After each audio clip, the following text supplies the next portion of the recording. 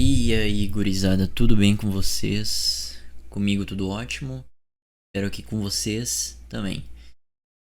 Pessoal, é o seguinte, eu vou estar trazendo hoje pra vocês, então, vocês já podem estar vendo aí. Na verdade não, porque eu tô aprendendo a mexer aqui, bicho, ó, e tá assim, ó. Eu clico aqui, ó o que ele faz, ó.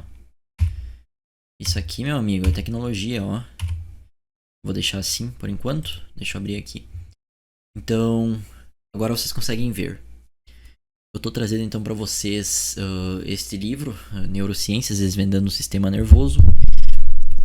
E minha ideia é talvez abordar os conceitos mais básicos. Eu não quero me aprofundar muito nesse livro porque ele é bem complicado. Eu tenho ele na versão física, mas hoje eu quero trazer o PDF porque fica mais didático.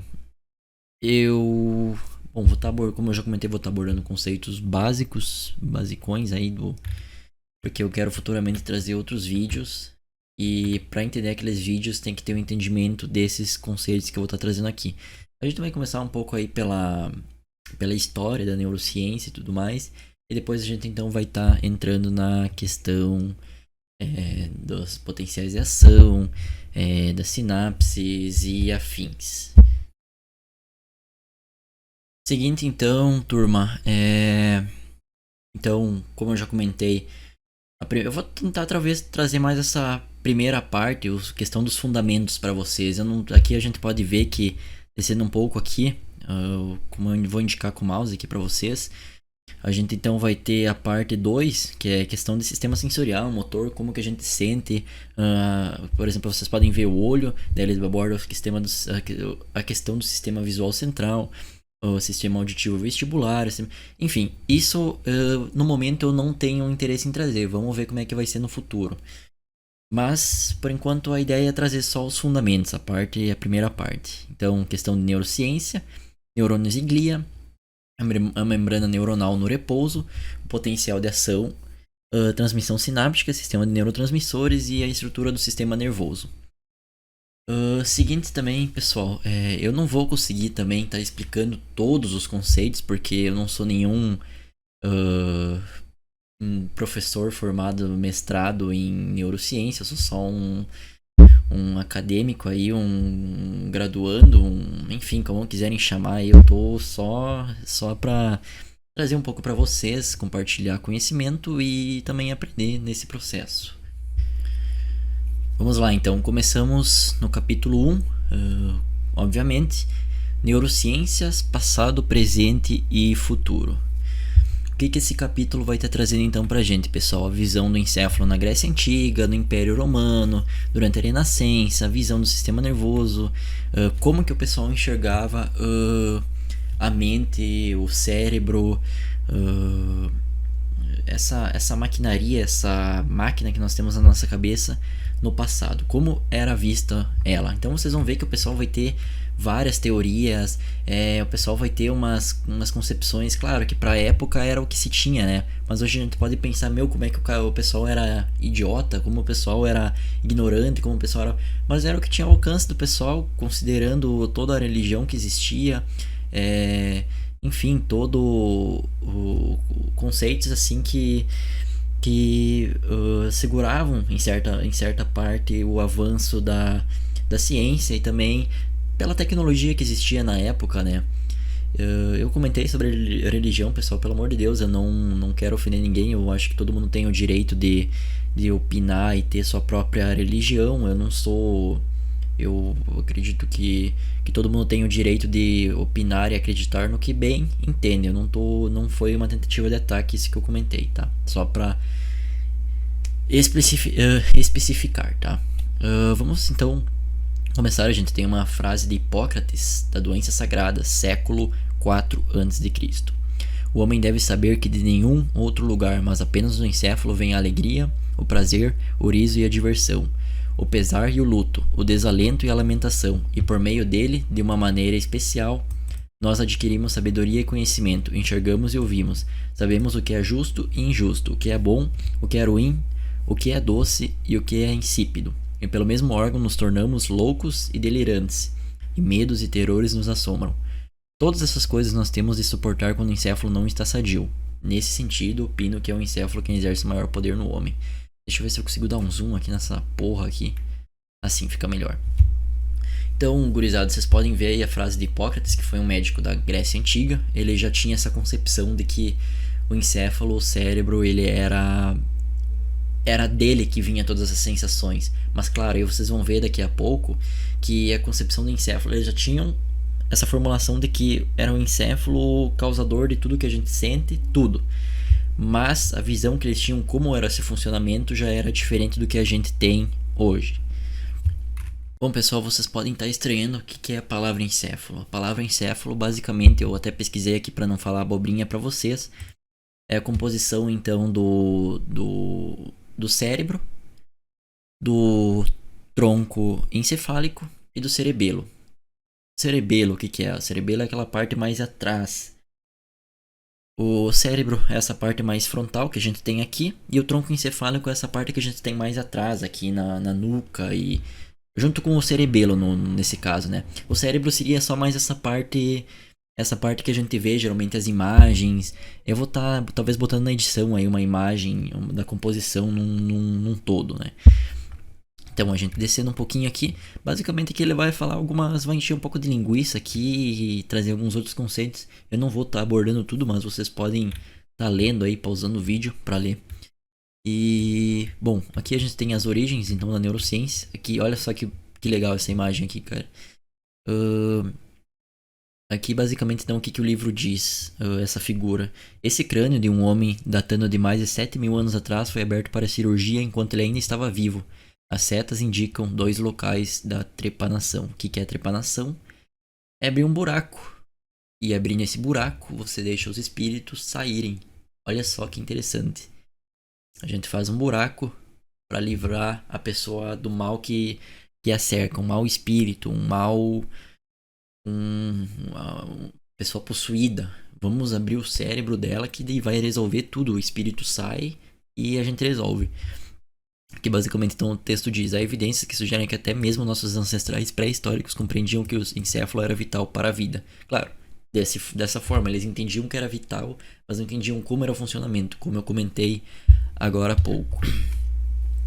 E descendo um pouquinho mais aqui, lendo essa questão, a gente tem do Egito Antigo. O livro ele traz que antigamente os egípcios eles consideravam que há quase 5.000 anos atrás, que na verdade era o coração, o centro repositório. Aqui o livro ele comenta: no entanto, também está claro para eles, o coração e não o encéfalo era a sede do espírito e o repositório de memórias. Eles já estavam cientes desses então sintomas encefálicos, mas então, como eu comentei, era o coração que era considerado o ponto de consciência, a sede de consciência. E, portanto, então, como o livro mesmo sugere, o encéfalo do morto era removido pelas narinas e jogado fora. Olha só, então esse pensamento permaneceu até a época de Hipócrates. A gente tem também, fazendo mais pesquisas, a gente vê que os egípcios eles tinham uma visão já diferente para tratamentos encefálicos. Por exemplo, aqui não pode ser que havia trepanação, não sei totalmente os dados históricos, mas também existem dados que sugerem que eles já usavam outras fontes, por exemplo, da arte, da música e afins para estar fazendo o tratamento então dos pacientes com problemas mentais. Já na Grécia Antiga, se existia a concepção então de que, claro, eu vou estar trazendo, vou estar começando do trás para frente. A visão de que o encéfalo era o responsável pelas sensações que a gente tem, questão sensorial, por exemplo, da visão, perceber a audição, perceber o olfato, perceber o tato. Isso não era todos que acreditavam que o encéfalo tinha essas funções. Por exemplo, Aristóteles, que viveu de 384 a.C. até 322 a.C., teve-se firmemente a crença de que o coração era o centro do intelecto. Qual função Aristóteles reservava para o céfalo? Olha só, gente.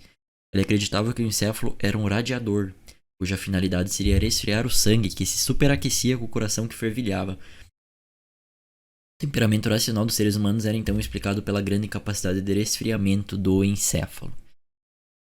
Bom, eu considero que Aristóteles então teve essa visão, como antigamente eu comentei no começo desse vídeo, não se existia a tecnologia que se existe hoje, não existia o avanço científico. O avanço científico é uma coisa que se constrói com muito, muito tempo, galera. Isso demanda muito, muito tempo. Então, o que que aconteceu? Era muito pelo que tu conseguia perceber, pelo que tu conseguia sentir, pelo que tu conseguia ver que eles se baseavam. Era uma ciência pautada no que podia ser visto. E como o cérebro não pode ser visto, teoricamente pode, mas não a questão dos neurônios, do processamento de informações, etc, etc, que a gente hoje apenas depois de tanto tempo de história a gente está conseguindo finalmente perceber. Então é possível que ele sentisse, por exemplo, aqueles apertos no peito que todo mundo garante que todo mundo já sentiu pelo menos alguma vez na vida, aquela dor assim, aquela de quem está sofrendo. Então pode ser que ele se baseou nisso. Não tem como a gente também descer o cacete no cara, né? Porque eu já dei os motivos, né? Mas, continuando. Aqui ele também traz, assim parece haver uma clara correlação entre estrutura e função. Revelam que a cabeça é especializada para perceber o ambiente com olhos e ouvidos, nariz e a língua. Que mesmo uma dissecção grosseira, tipo tu cortar o cérebro para tu fazer dissecação, algo do tipo, pode traçar os nervos a partir desses órgãos através do crânio. O que você pode concluir então no encéfalo através dessas observações? Basicamente, se a gente concluiu então que o cérebro, como eu já comentei, é o centro do centro sensorial do corpo, a gente chegou então à mesma conclusão que Hipócrates teve, esse cara que a gente acabou de ler a frase no começo. Ele acreditava que era um encéfalo, ele não estava apenas envolvido nas sensações, mas ele também era a sede da inteligência. Olha só que bacana, gente. Então, toda a vida existiram divergências sobre quais são, o que pode ser considerado verdadeiro e o que não pode. Então isso é algo comum. E com o avanço da ciência a gente vai percebendo o que é realmente faz sentido e o que não faz. Por exemplo, como a ideia de Aristóteles, que se baseou provavelmente, como eu já comentei, no perceptível. Que era a questão do coração, aquela dor no peito, enfim. Essa então era uma visão que a gente tinha da Grécia Antiga. Seguindo então, galera, na visão do encéfalo durante o Império Romano, a figura mais importante nessa época foi o escritor e médico grego Galeno. Então o Galeno ele concordava com a ideia de Hipócrates sobre o encéfalo, que por exemplo ele era o centro de toda a inteligência, de toda a questão de recepção sensorial. E Galeno basicamente foi um médico, como eu já citei, que ele trabalhou com bastante gladiadores. Então ele pôde perceber, ele trabalhava para sanar o problema dos gladiadores, por exemplo, o pau quebrava lá, o pessoal ia vrau, vrau, vrau, e se batia e ficava, dava aquele corte assim na cabeça, estourava o miolo, saltava para fora e cara, não existe uma forma melhor de aprender do que na prática, claro, a parte teórica é muito importante, as duas em conjunto então melhor ainda. Mas a parte prática para Galeno foi importante porque ele conseguiu ver muitas lesões, ele conseguiu fazer algumas, percebendo as lesões, por exemplo, sofreu uma lesão aqui no lobo temporal. O lobo temporal a gente sabe que é para processamento da audição, processamento da linguagem. Por exemplo, sofreu uma lesão aqui e parou de falar. Ele foi lá, mas por que esse cara parou de falar? Depois que morreu, ele vai lá, olhou o cérebro, pá. Então ele sofreu uma lesão aqui. Será que aqui era o centro do... Não sei. A gente vai ver que na neurociência muito se deve às lesões, aos aprendizados. Por exemplo, lesionou tal área, faltou aqui. Lesionou tal área, faltou ali. Isso é um localizacionismo muito grande. Não dá para ser localizacionista, mas na maioria das vezes o cérebro acaba se organizando, se mantendo numa organização, passando os anos, né? Passando os séculos, enfim, evolução através da evolução, né? Então a gente passou dessa parte dos gladiadores. Aqui diz então que Galeno acerca do encéfalo as opiniões dele então foram mais influenciadas por suas muitas e cuidadosas dissecções de animais. Aqui a gente então pode ver o cérebro, o cerebelo e a visão de uma visão lateral. E aqui a gente pode ver então uma visão superior. O cerebelo então, pessoal, essa parte mais aqui, ó. Aqui, ó, essa parte em verdinho aqui, ó, cerebelo. E aqui então seria o cérebro, ó. Essa parte. E aqui então seria o tronco. Deixa eu pintar de vermelho. Aqui, ó, o tronco é encefálico. Se eu não estiver falando muita abobrinha, mas eu acredito que sim. Como eu comentei, eu não sou nenhum expert, tá? Mas bom, pessoal, então a gente tem um encéfalo de uma ovelha, observa a localização e aparência do cérebro e do cerebelo. O que o Galeno ele fez? O Galeno, ele, através dessas dissecções, ele presumiu que o cérebro fosse, por sua maciez, fosse relacionado então ao processamento de memórias, sensações, emoções, e o cerebelo, por ser mais duro, ele seria relacionado então à questão muscular, questão de movimentação. Tô mexendo o braço aqui, tô me movimentando, caminhando ao cerebelo. Por que ele chegou nessa concepção? Talvez, não sei, porque se só porque é mais duro não quer dizer nada. Só porque é mais macio não quer dizer nada. A maciez não indica nada.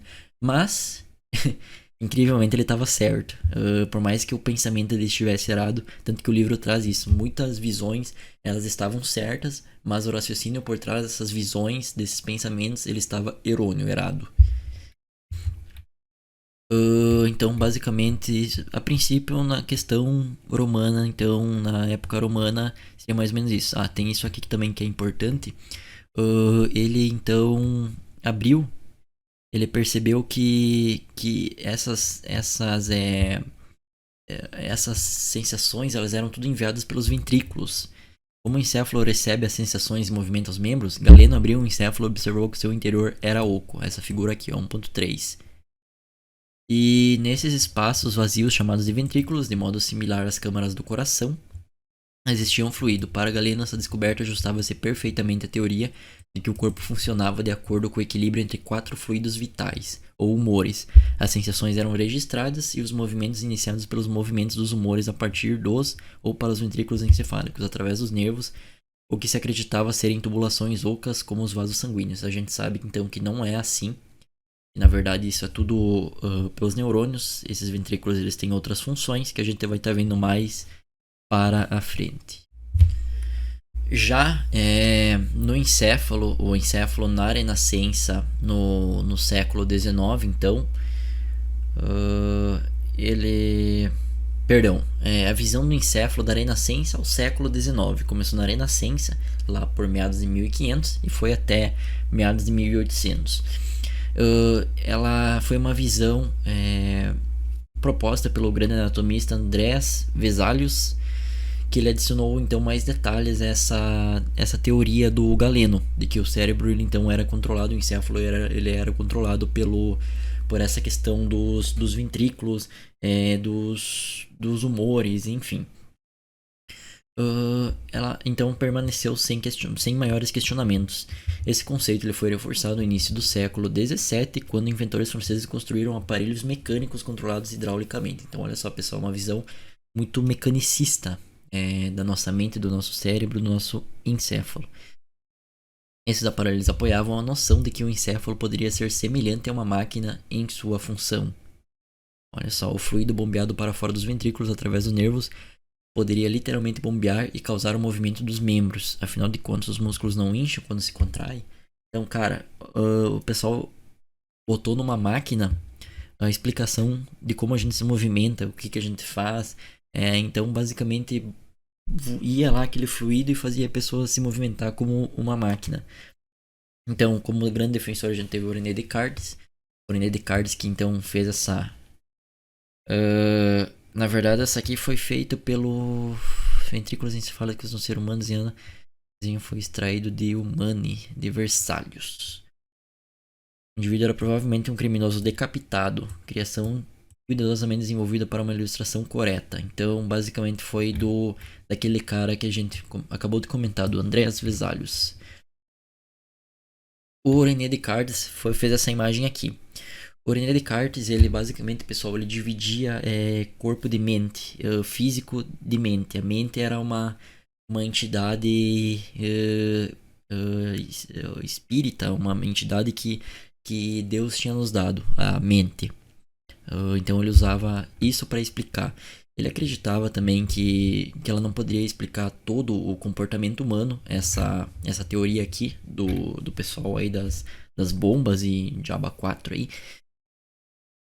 Ele acreditava que isso só explicava a questão do comportamento pessoal, o comportamento humano que a gente vê nos animais, por exemplo. Mas esse processamento mental, essa coisa que a gente tem que difere, que nos torna, teoricamente, que o pessoal diz que nos torna racional, ela é. Ela então seria uma alma dada por Deus. Então Deus nos deu essa alma e através dela então a gente processa os pensamentos, a gente processa as emoções, a gente pensa o que a gente vai fazer, a gente planeja o que a gente vai fazer. Comunicando-se com a maquinaria do encéfalo por meio da glândula pineal.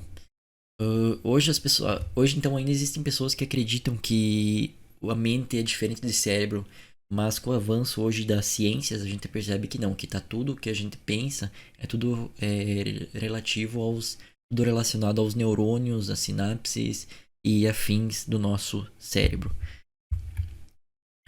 Então, felizmente, durante os séculos 17 e 18, outros cientistas romperam com o foco tradicional dos ventrículos e começaram a examinar a substância encefálica mais cuidadosamente. Eles observaram, por exemplo, dois tipos de tecido encefálico, a substância cinzenta e a substância branca. A substância cinzenta, então, pessoal, é essa parte mais externa aqui do córtex, e essa substância branca, então, é a parte mais interna. Qual foi, tá? A substância branca. Vamos lá. Eles observavam, por exemplo, dois tipos, tá? Isso a gente leu. Qual relação estrutura-função foi então proposta? A substância branca, ela então que tinha continuidade com os nervos do corpo, foi corretamente indicada como contendo as fibras que levam e trazem a informação para a substância cinzenta. Então aqui seria algo mais... Deixa eu pegar outra cor aqui. Aqui seria mais sensorial, o que vem dos os neurônios sensoriais. E aqui então são os neurônios que processam então a informação e que traduzem e afins, né? Traduzem não, mas eles recebem essa informação e eles dão outro destino, né? Tá, então pessoal, foi o seguinte. Então, com toda essa dissecação que estava ocorrendo, com todo o cérebro sendo pegados e analisados e afins, cedo ou tarde vai se gerando conhecimento. Reconheceu-se que o sistema nervoso tinha uma divisão central, consistindo no encéfalo e na medula espinhal, e uma divisão periférica, que a gente vai estar vendo então daqui a pouquinho, descendo um pouco mais. Um importante avanço na neuroanatomia veio com a observação do mesmo padrão geral de elevações, chamado de giros. Os giros são isso aqui, pessoal. Deixa eu pegar uma canetinha aqui, ó. Essas coisinhas aqui, ó, que fazem assim, ó. Isso aqui são os sulcos, os giros. E basicamente, através disso começou a se organizar então o cérebro, o encéfalo num todo, né? Deixa eu tirar a caneta. Vamos pegar aqui, tá?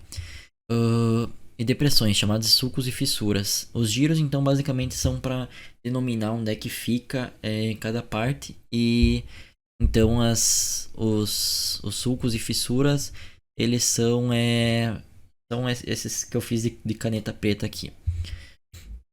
Esse padrão, então, como eu comentei, ele permite a divisão do cérebro em lobos, conduziu à especulação de que diferentes funções poderiam estar localizadas nos diferentes giros do encéfalo. O cenário estava armado para a era da localização cerebral. Pessoal, então, a partir disso, como eu comentei já antes das lesões, a partir das lesões que se começou, então, a se armar esse cenário para localização cerebral, onde é que ficavam localizadas cada função, por exemplo, cada função tendo então um local mais específico assim. Claro, como eu comentei, né, a localização ela não nem sempre, porque o nosso cérebro ele é plástico, ele se modela ele, então às vezes uma função pode substituir a outra. Então basicamente temos aqui o desenho do córtex, né, com a massa cinzenta e a substância branca.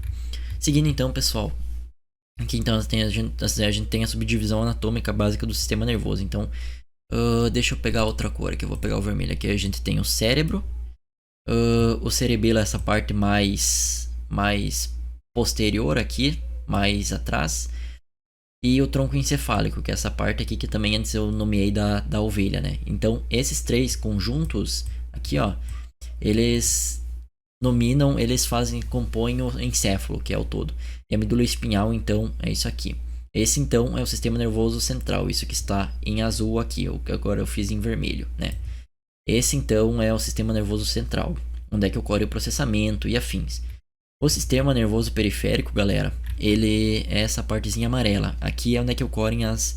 Isso tudo aqui são axônios, são vias neuronais e que vão receber informações. Vão estar recebendo informações, né? Isso aqui tudo... Então, deixa eu pegar outra cor. Isso aqui tudo recebe informação, tá, pessoal? E essa informação, ela vem para cá na medula espinhal, e da medula espinhal ela é, então, encaminhada para o cérebro, para o processamento, né? Pessoal, por isso que geralmente quando a pessoa ela tem uma lesão aqui, ó, na medula espinhal, por exemplo, ela lesionou, por exemplo, digamos que, deixa eu pegar uma caneta preta aqui, ó. Lesionou, por exemplo, daqui para baixo. Daqui para baixo. Vai perder toda essa sensação. Não vai mais ter os axônios, os neurônios, eles não vão mais funcionar. Não vai mais estar ocorrendo movimentação. Por isso que a gente vê o pessoal ficar paraplégico. Então, ela ainda vai conseguir mexer isso aqui, porque essa parte superior aqui ainda está funcionando, ainda está recebendo e enviando sinais. Mas quando corta aqui, machuca aqui, lesiona essa parte aqui, pô, lesionou todo o resto aqui para baixo. Eu não tenho como apagar essa porcaria aqui, não sei porque que tem uma borracha, mas enfim, fica assim agora. A gente vai tomar um pouco de cuidado na hora que a gente desenhar. Pessoal, então basicamente esse sistema nervoso periférico, a gente pode ver que a gente tem a periferia aqui também. E quando a pessoa lesiona aqui, então ela só consegue mexer a cabeça. Então uma lesão tetraplégica, né? Que a gente vê que o pessoal só mexe a cabeça, porque lesionou tudo. Não, o problema não está no corpo da pessoa, está nas ligações neuronais. Não está mais enviando sinais nem recebendo sinais. Então, por isso que a gente vê a pessoa está com o corpo certo, mas não existe mais envios e recepção de informações, entenderam? Aqui então a gente tem a questão do lobo frontal. Geralmente o lobo frontal é considerado como grande responsável pela parte de processamento de informações. Esse, quando tu bebe, ele perde o filtrinho. Quando, por exemplo, ele é lesionado, tu pode perder o filtrinho social. Tu pode falar um monte de asneiras, bobagens, perder a vergonha. A gente tem o lobo parietal aqui, bastante relacionado com... Deixa eu pegar outra cor. Bastante relacionado, então, à questão de... Essa aqui não vai dar boa. Deixa eu pegar uma azul. Bastante relacionado, então, à questão da movimentação, tá, pessoal? Esse é o lobo parietal, relacionado à movimentação. Aqui, por exemplo, a gente pode sentir os dedos da mão, os dedos do pé, por exemplo, e assim vai, entendeu? Então, a gente tem o lobo occipital aqui, bastante responsável pela visão, pelo processamento da visão. E aqui a gente tem, então, o lobo temporal, que é responsável bastante pela questão de audição, processamento de linguagem e afins. E o cerebelo, bastante, então, responsável aqui pela movimentação, trabalhando em conjunto, então, com o lobo parietal, ele contribui, então, para a movimentação. A gente sabe, pessoal, mais uma vez, reforçando essa questão de localizacionismo, isso é só uma forma mais ou menos geral da gente nomear, mas a gente vai ver futuramente que, por exemplo, os neurônios, o neurônio ele pode se adaptar a fazer outras coisas. Por exemplo, existe na literatura sobre questões de neuroplasticidade que, por exemplo, a gente pode, vamos citar um exemplo, não digo que está 100% correto, né? Mas, por exemplo, usar os neurônios aqui para, por exemplo, processar a visão, vice-versa, e coisas nesse sentido, né? Então, basicamente, pessoal, esse aqui então é o sistema nervoso central e periférico, dividido então em duas funções, duas diferentes necessidades, né, funções, como eu acabei de comentar. E gurizada, sim, a visão então no sistema nervoso no século XIX, 1800 e afins adiante, né? Então, de forma geral, como ele era compreendido no século que eu comentei. A lesão no encéfalo, então, ela pode causar desorganização das sensações, dos movimentos e dos pensamentos, podendo levar à morte. O encéfalo se comunica com o corpo através dos nervos, olha só, já mudou um pouco. O encéfalo apresenta diferentes partes identificáveis que provavelmente executam diferentes funções. O encéfalo opera como uma máquina e segue as leis da natureza. Gente, então essa era a visão do século XVIII, já é bem diferente daquela que a gente tinha, principalmente aqui, ó.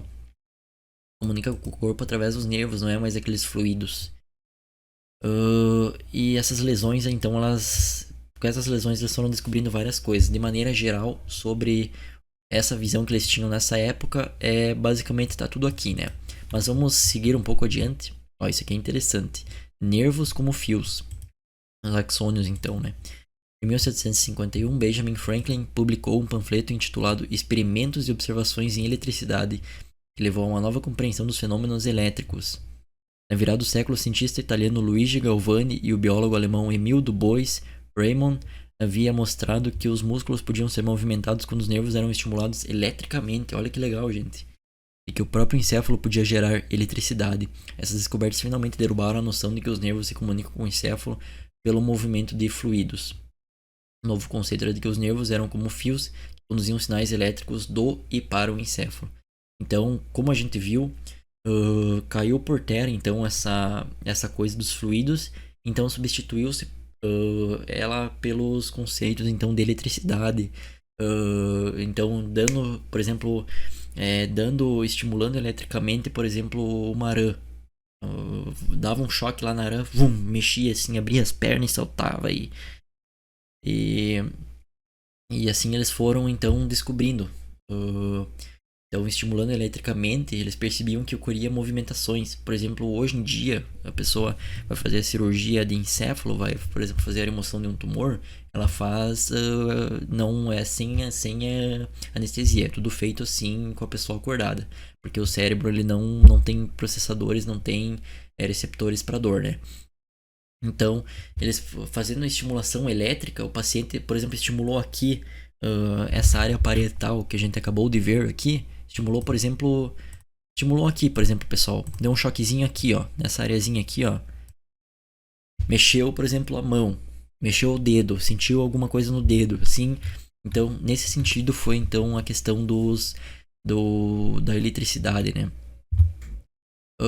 Basicamente, a questão da eletricidade foi isso, pessoal. Então, se havia dúvida sobre os fios, esses neurônios, esses axônios, como que era feito, se eles serviam para as duas funções, por exemplo, levar e trazer, ou só, por exemplo, para levar, para fazer, para sei lá o que. Essa questão foi respondida em 1810 por um médico escocês Charles Bell e um fisiologista francês François Magendie.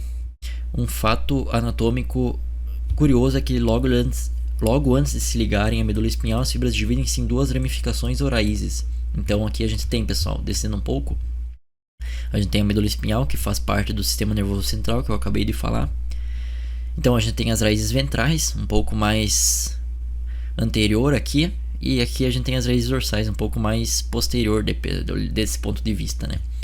Para que é, pessoal? Então, digamos que o processamento, deixa eu pegar vamos ver se eu consigo dar um zoom aqui. Ó, aqui, vamos pegar então, pega aqui um lápis, meu filho. Tá, deu um sinalzinho aqui, o sinalzinho desceu, chegou aqui. Vamos dar uma aproximada aqui nessa partezinha aqui. Isso aqui basicamente nada mais é que a aproximação, um zoom nessa parte aqui. Chegou o sinal. Então, por exemplo, quer mandar um sinal pro pé, por exemplo. Ele vai vir por aqui, ele vai descer a medula espinhal e ele vai chegar aqui ele vai entrar aqui pelas raízes ventrais. E entrando nas raízes ventrais, o nervo vai levar, esse nervo da raiz ventral, ele vai levar, por exemplo, até lá no pé e vai chegar aqui, ó, para mexer aqui. Esse é o ventral. O ventral ele envia. O dorsal, pessoal, o dorsal ele é diferente. O dorsal ele recebe. Por exemplo, aqui a gente pode ver, ó, raízes ventrais, então elas enviam. A gente tem o axônio aqui, as fibras nervosas, os axônios, ó. E eles se ligam ao músculo. E quando eles se ligam ao músculo, ele vem aquele sinal do cérebro. E vindo aquele sinal do cérebro, ele manda o sinal para o músculo. Então, para o músculo se contrair, para o músculo se agitar. E na pele, então, a gente tem os sensores. Por exemplo, alguém encosta na gente, encostou aqui. A gente tem raízes, a gente tem axônios aqui, neurônios, que a gente encostou aqui na pele. Eles vão vir por aqui, ó, vão seguir esse caminho dorsal e vão se ligar aqui e vão lá pro cérebro para fazer o processamento dessa informação.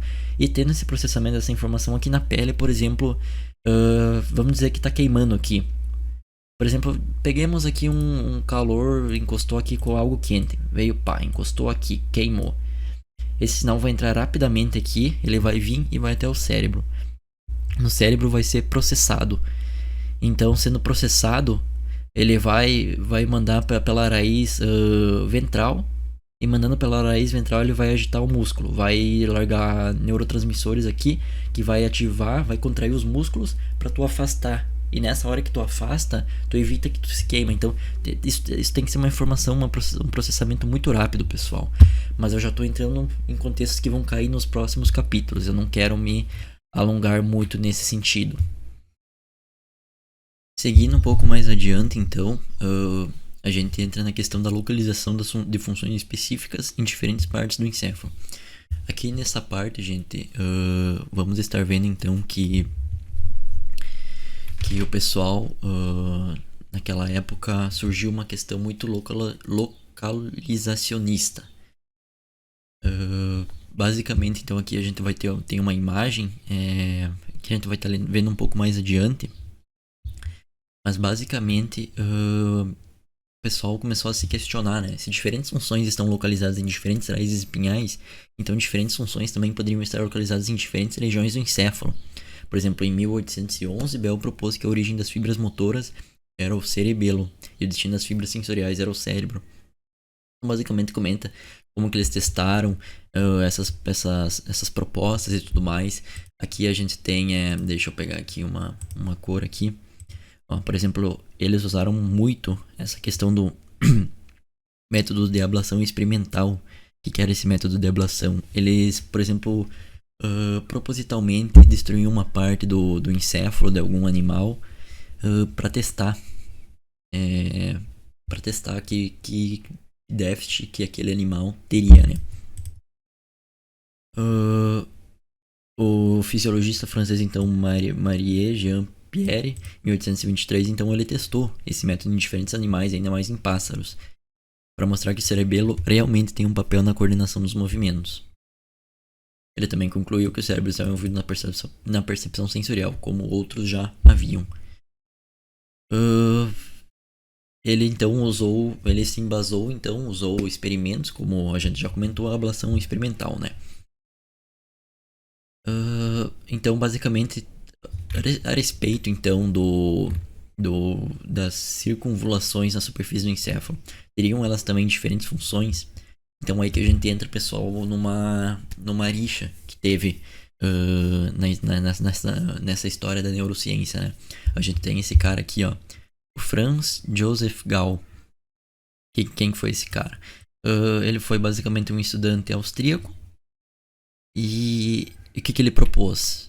Ó, de acordo com Gall e seus seguidores, diferentes traços do comportamento humano estariam relacionados com o tamanho de diferentes partes do crânio.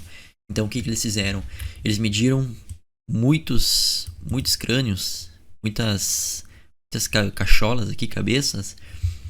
E a partir disso, então, eles... Deixa eu dar um zoom aqui, ó. Aí, o que eu fiz? Aqui. Ó. Então aqui a gente tem coerência, por exemplo, sublimidade... não consegui ler construtividade, idealismo. Então cada local do cérebro teria uma função. E quanto maior fosse o encéfalo, por exemplo, o crânio, maior, por exemplo, a pessoa poderia ter de alguma coisa. Por exemplo, tivesse a cabeça maior aqui, teria mais alegria. Tivesse a cabeça maior aqui, poderia ter algum desses aqui maior. E assim foi, né? Deixa eu tirar um pouco o zoom aqui. Mas esse cara aqui que eu acabei de comentar, o Marie Jean Pierre Florent, ele discordava dessa ideia. Deixa eu ver aqui onde é que diz isso.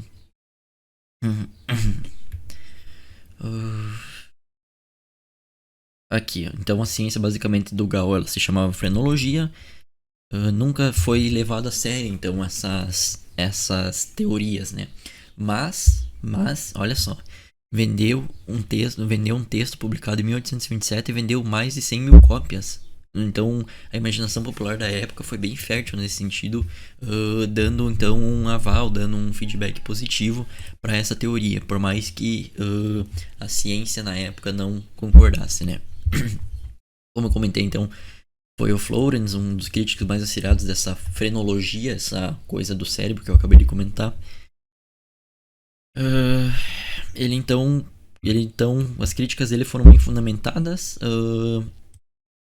Através dessas ablações experimentais, então ele percebeu que determinados traços não estão isolados em porções do cérebro especificadas pela fonologia. Florence também defendia, contudo, que todas as regiões do cérebro participam igualmente de todas as funções cerebrais. Então, uma conclusão que posteriormente ela se mostrou errônea. Por quê? Porque, claro, o cérebro, os neurônios são neurônios, né? O neurônio ele pode ser plástico, ele pode, por exemplo, pegar a função de outro. Mas, evolutivamente falando e biologicamente falando, o cérebro ele se desenvolve o encéfalo ele se desenvolve de uma forma específica. Geralmente se mantém isso, né?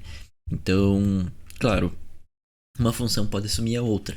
Mas, como a gente já viu também mais acima, antes naquele desenho ali que eu fiz dos lobos, cada lobo então tem mais ou menos uma função definida, né? Um dos maiores influenciadores dessa corrente do localizacionismo, de que o estabelecimento de localizações das funções, então foi o francês Paul Broca. Paul Broca ele foi estudando cuidadosamente o encéfalo de um homem. Ele foi então estudando cuidadosamente o encéfalo de um homem que perdera a capacidade de falar depois de uma lesão cerebral. Figura 1.12 aqui, ó. Essa lesão aqui, ó, ele percebeu. O que o Broca então ele fez? Ele convenceu-se de que diferentes funções podiam estar localizadas em diferentes partes do cérebro. Porque ele tinha um paciente, o Broca, ele era um médico, né? Ele foi um neurologista, mais especificamente. Ele foi apresentado a um paciente que compreendia a linguagem. Compreendia a linguagem. O que é a linguagem? Compreende a linguagem, consegue escutar. Consegue escutar é no lobo temporal. O lobo temporal então processa a linguagem. Ele conseguia processar a linguagem pelo lobo temporal, mas ele não conseguia falar, ele não conseguia formular a linguagem como que ele ia falar, que nem eu estou fazendo agora para vocês. Por exemplo, se tivesse alguém me falando agora, eu conseguiria compreender tudo, mas eu não conseguiria falar de volta com essa pessoa. Por quê? Porque eu tenho uma lesão aqui nessa parte mais frontal aqui, ó. Tá, aqui, ó, tem esse buracão aqui que não deveria ter. Ele tinha uma lesão ali. E por causa disso, ele perdeu neurônios importantes ali nessa região, que eram responsáveis pela organização da fala. Após a morte do paciente, então, em 1861, Broca examinou cuidadosamente o encéfalo deste e encontrou uma lesão no lobo frontal esquerdo. Essa imagem que eu acabei de mostrar. Com base nesse caso e em muitos outros casos semelhantes, Broca concluiu que essa região do cérebro humano era especificamente responsável pela produção da fala. Aqui, basicamente, o livro ele vai trazer mais alguns exemplos de também situações que o pessoal teve emoções, fizeram ablações, lesões, e cada lesão, por exemplo, aqui, ó. Da mesma forma, o fisiologista alemão Hermann Munk, utilizando o método da ablação experimental, apresentou evidências de que o lobo occipital do cérebro estava envolvido especificamente na visão. Essa parte mais externa aqui, né? A gente vai ver então mais pra frente, como o livro aqui mesmo sugere, existe uma clara divisão de trabalho no cérebro, com diferentes partes realizando funções bem distintas. Rivaliza mesmo com o mapa, tá? Grande diferença é que, ao contrário dos frenologistas, os cientistas de hoje exigem evidências experimentais sólidas antes de atribuir uma função a uma porção do encéfalo. A gente vê então também que o Flores, né, ele se aprofundou especificamente por que ele tinha essa visão de que o cérebro todo era responsável pelas funções, talvez porque ele odiasse o Gal e considerasse ele um lunático. Então ele meio que foi o 80 do 8. Por exemplo, o Gal era o 8. Então ele quis ser o 80 para rivalizar, não podia nem sequer concordar minimamente com o Gal. E isso foi uma atitude errônea dele que levou ele a essa opinião, né? Descendo um pouco mais, pessoal, a gente tem a evolução do sistema nervoso. A gente então tem esse carinha aqui, o grande Charles Darwin, que escreveu a evolução da evolução das espécies, a origem das espécies, este aqui. É um livro muito bom, eu até recomendo para vocês que leiam. Ele basicamente o que ele vai dizer então, pessoal? Ele a evolução do sistema nervoso, o que quer dizer? Por exemplo, peguemos lá no começo, quando muitos milhões de anos atrás, né, quando surgiram as primeiras espécies, como que a espécie se mantinha? Se ela tivesse uma genética, algum traço de genética positivo que pudesse ajudar ela a se manter viva, ela era mantida viva e conseguia deixar esse traço pro seu descendente, pro seu filho, pro seu neto e assim por diante, né? Então esse traço ia se mantendo e chegou ao hoje, porque ele foi útil no passado pra gente chegar no hoje aqui no futuro, no presente, né? Porém, se esse traço não fosse útil, esse traço se não fosse útil, ele se ia autorregular. Como assim se autorregular? Porque se esse traço não fosse útil, ele não ia servir, por exemplo, para fugir de um predador. Não conseguindo fugir de um predador, tu ia morrer. Não ia passar esse traço adiante. E não passando esse traço adiante, bom, não ia deixar descendentes, a tua espécie ia sumir do mapa, como já aconteceu com várias espécies, né, que sumiram do mapa. Então não existe uma espécie mais que nem o ser humano não é. Joga o ser humano na mata lá pra ver se ele vai conseguir sobreviver sozinho. Vai morrer.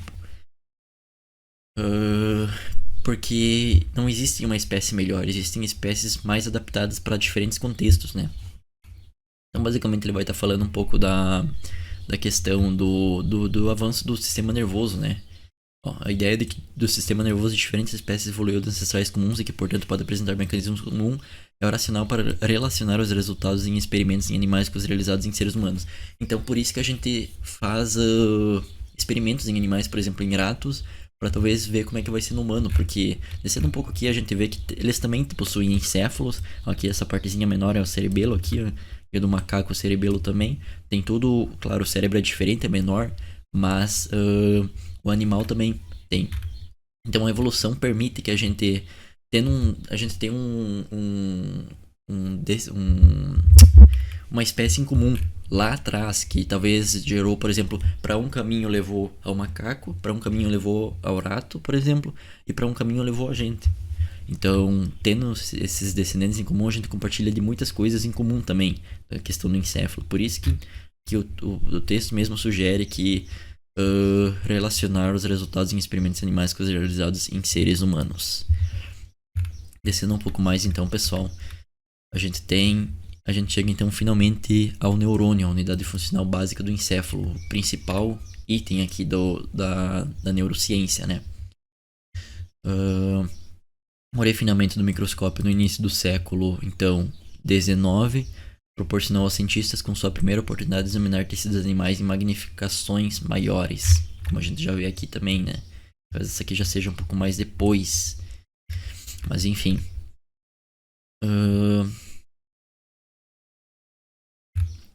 Vamos ver. E olha só que bacana, a gente tem um desenho antigo de uma célula nervosa. Aqui a gente pode ver, vou pintar em vermelho aqui, ó. Aqui a gente vê o soma, a parte central, onde é que tem todas as proteínas, onde é que são processadas, é feita a síntese de proteínas, onde é que está o DNA, né? Essa parte aqui então a gente tem os axônios, tá? E aqui não dá para identificar muito bem, mas eu acredito que aqui sejam por exemplo, os dendritos, ó. Essa partezinha azul, ó, que tem um axônio em amarelo. Essa parte azul aqui que sai, essas ramificações do axônio são os dendritos, então, né? Esse desenho foi publicado em 1865. Os primeiros, então, formatos, então, com a microscopia, né? Pessoal, e para fechar, a gente entra no hoje, então, no presente. Aqui vai falar basicamente o que vai dizer esse trecho aqui, ó, daqui para baixo. Basicamente, então, vai comentar das neurociências hoje no presente, como que ela se dá, o processo científico, a experimentação em animais, a diferenciação de psiquiatra, por exemplo, para neurologista e assim por diante. Rapidamente, então, pessoal, em questão de níveis de análise, como que é feito, então, o que que é analisado no sistema nervoso. Por exemplo, então, a gente tem as neurociências moleculares, que trabalha com as moléculas, como o próprio nome sugere, as moléculas, tipo, dentro lá as proteínas, etc. A gente tem as neurociências celulares, que trabalham com as células, né, com os neurônios em si. Suas propriedades especiais entre as perguntas formuladas, tá? As neurociências e sistemas, então como que um grupo de neurônios trabalha, por exemplo, como que nem eu comentei antes mais acima, por exemplo, da pele, como que é o conjunto da obra ali para processar essa informação e mandar a informação de volta, para, por exemplo, tu flexionar o braço e tirar o braço. A gente tem as neurociências comportamentais, que já é mais focado no comportamento, aquilo que é visível, o nosso comportamento. E a gente tem as neurociências cognitivas, então, que trabalham com como a atividade do encéfalo cria a mente. A gente tem então a questão dos neurocientistas, vai falar um pouco sobre o que são os neurocientistas. Não vem muito ao caso agora, se vocês quiserem ler, vocês podem estar pausando aí então.